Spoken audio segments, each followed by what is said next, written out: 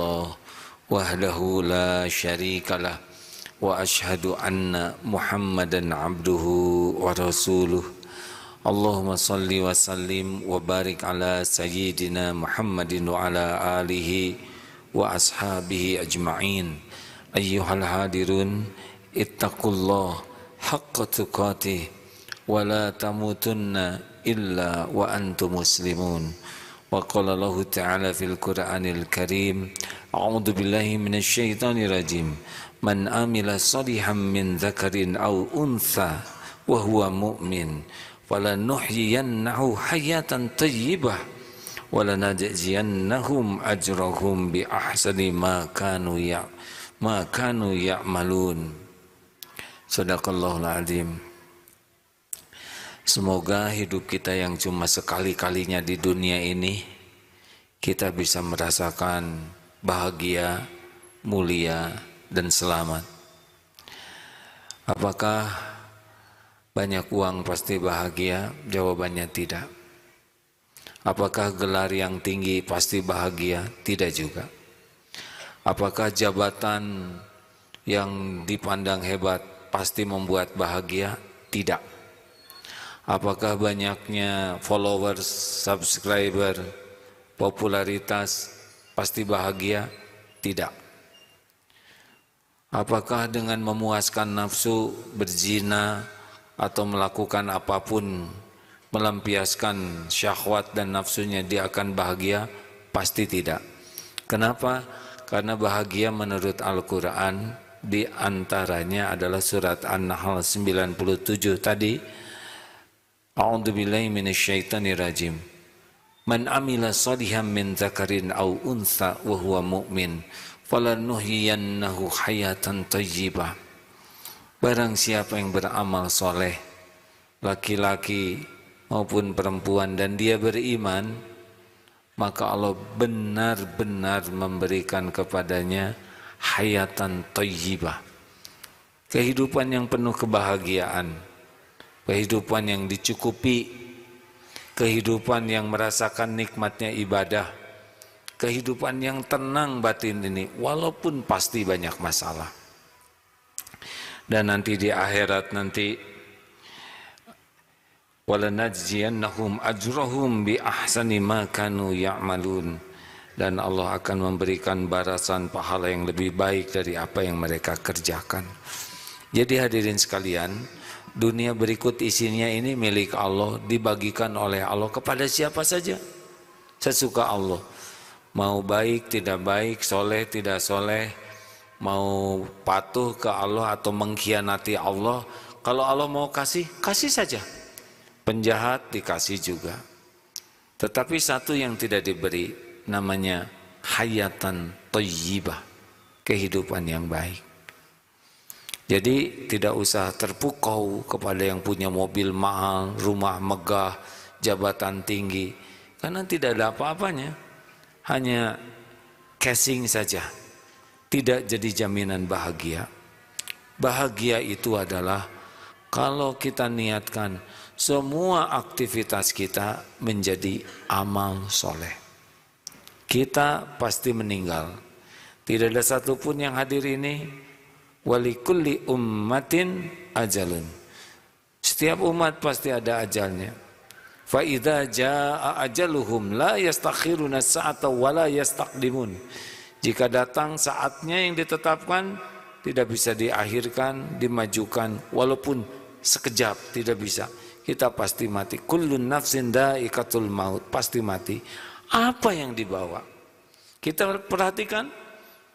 Kemarin ada ratu yang meninggal, bawa apa? Tidak dibawa dunia ini. Kita lihat yang meninggal, ada di Dubai seorang yang sangat kaya raya. Mobilnya luar biasa mewahnya, rumahnya luar biasa megahnya, punya jet pribadi, meninggal.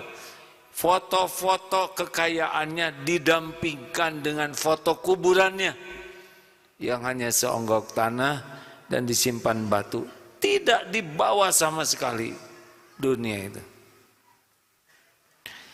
Yang dibawa adalah amal soleh. Kita hanya bawa amal. Hanya bawa amal saja, amal soleh dan amal salah, itu yang kita bawa. Dunia, kita mati, nanti ada manusia yang akan datang, yang akan sama tempat ini juga. Nih, tempat ini dari dulu sudah ada, giliran. Ada yang memilikinya sementara, wafat, gantian. Tidak dibawa tempat ini. Yang dibawa adalah, kalau tempat ini jadi amal soleh.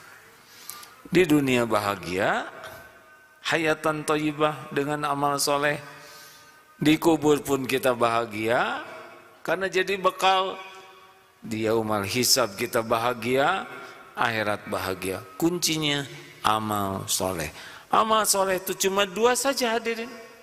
Hanya 2 intinya jadi amal soleh.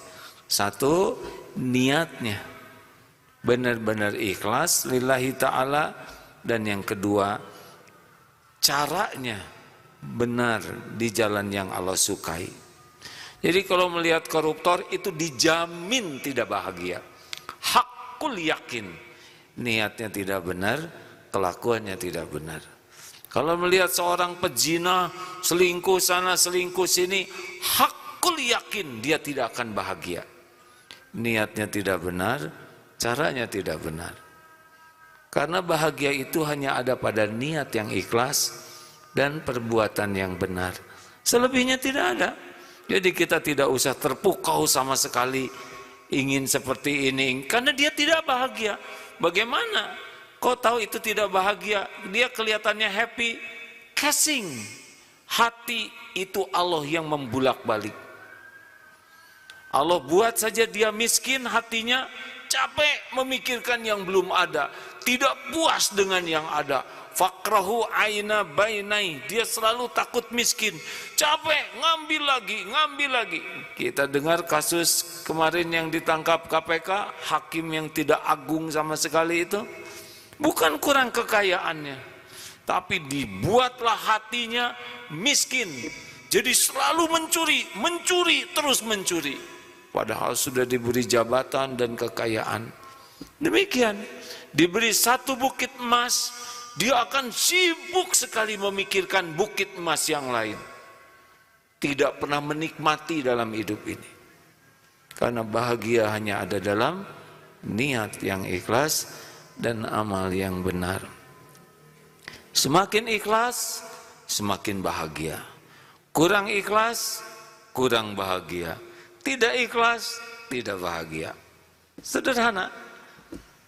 Memang untuk jadi orang ikhlas tidak hanya cukup dengan mendengar sekali ceramah ini. Orang yang ikhlas wajib dia belajar ilmu mengenal Allah. Tidak kenal Allah, tidak kenal keikhlasan. Pasti akan sibuk bersandar ke orang, ingin dipuji, ingin dihargai, ingin dihormati, takut dicaci, ingin diberi.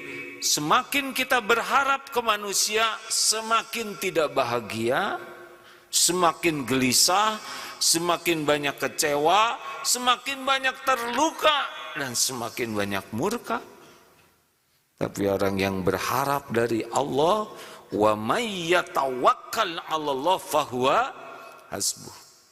Orang yang hatinya hanya Allah sandarannya, dia lakukan yang terbaik, tapi tidak mengharap apapun dari makhluk, dia akan menikmati hidup ini dan akan tercukupi, juga akan dilindungi. Hadirin sekalian, latihan ikhlas setidaknya ada 5. 1, latihan untuk banyak menyembunyikan amal-amal kebaikan kita. Tidak harus selalu orang lain tahu. 1 di antara 7 yang mendapat naungan di yaumil akhir nanti memberi dengan tangan kanan dan tangan kirinya tidak tahu. Amalan fardu sunnahnya orang lain tahu, tapi amalan-amalan sunnah sudahlah. Biasakan kita beramal tanpa harus diketahui orang lain. Makin banyak amalan rahasia yang benar, makin dekat dengan keikhlasan. 2, kalau ingin latihan ikhlas, cek ada orang, tidak ada orang, sama atau tidak. Kalau ada orang kita jadi bagus amalnya, tidak ada orang kita jadi malas, berarti kita karena orang, bukan karena Allah. Orang yang ikhlas, ada orang, tidak ada orang, orang lihat, orang tidak lihat, sama. Senang saja beramal, karena pasti Allah melihat apa yang dia lakukan. Perlambat, tidak bisa dipercepat, apa yang Allah berikan kepada kita, hakul yakin, pasti akan berjumpa dengan kita. Walaupun orang mati-matian menghalangi, tidak bisa. Oleh karena itulah, jangan berletih-letih dengan ingin dipuji, dengan takut dicaci. Lurus-lurus saja. Pasti ada orang yang tidak suka kepada kita. Rasulullah manusia mulia, sempurna hatinya, akalnya, akhlaknya, karyanya. Tetap saja ada yang menghina, ada yang membenci, ada yang mencaci, dan tidak ada masalah sama sekali. Semua perbuatan kembali kepada pembuatnya. Berbahagialah bagi yang tidak sibuk dengan pujian, tidak takut dengan cacian manusia, tapi sibuk dengan Allah Maha Melihat. Kenapa saudara jadi orang kok disiplin sekali? Ingin jadi karyawan teladan? Nah, saya disiplin karena Allah menyukai orang disiplin. Selesai. Kenapa bapak jadi lelaki kok sabar sekali, padahal istrinya bawel, rewel, marah-marah? Ya, saya berumah tangga, saya didik istri dan anak-anak sebagai amal soleh. Allah lah yang akan membulak-balik hati. Saya tidak membulak-balik hati siapapun. Kenapa saudara jadi pedagang kok baik sekali? Supaya laku ya dagangannya, supaya terkenal. Tidak ada urusan dengan laku dan terkenal. Baik itu adalah perintah Allah. Wa ahsinu innallaha yuhibbul muhsinin. Dan berbuat baiklah kalian karena Allah mencintai orang berbuat baik. Selesai. Mau beli, mau tidak beli, Allah yang mengatur. Rezeki itu ada waktunya. Yang penting bagaimana dagang jadi amal soleh, berumah jadi tangga jadi amal soleh, mendidik anak jadi amal soleh. Belum tentu anak menghargai kita walaupun kita sudah berbuat yang terbaik. Tapi kita sudah mendapatkan amal soleh kalau ikhlas. 4, jangan ingin dihargai orang dengan kebaikan kita. Tidak ada perlunya. Kita tidak perlu ingin dihargai. Yang perlu itu bisa menghargai. Kita dihargai bukan karena kita mulia. Kita dihargai karena Allah masih menutupi aib, dosa, kejelekan, kekurangan, kesalahan kita. Kalau dibuka, tidak ada yang membuat kita bisa dihargai. Maka jangan pusingkan penghargaan orang kepada kita. Kita yang menghargai orang lain. Terakhir, yang kelima, latihan ikhlas adalah jangan menunggu orang balas budi. Percayalah. In ahsantum ahsantum li anfusikum wa in asatum falaha. Jika kamu berbuat baik, baik untuk dirimu. Jika kamu berbuat jelek, enggak akan meleset buat dirimu juga. Hal jazaul ihsan illal ihsan. Tiada balasan bagi kebaikan kecuali kebaikan. Maka lakukanlah yang terbaik, maksimal, doa yang maksimal, sudah. Allah pasti melihat. Pasti ada balasannya pada waktu yang Allah kehendaki. Tidak usah ditunggu-tunggu, Allah tidak akan lupa. Allah tidak pernah mengingkari janji. Nikmatnya orang yang melakukan tanpa pamrih, satu, dia akan sangat bahagia. Dia menikmati dan balasannya dunia dapat, akhirat juga dapat. Insya Allah itulah hayatan thayyibah. Bahagia bukan dari casing, bahagia dari hati yang ikhlas dan perbuatan yang benar. Barakallahu li wa lakum.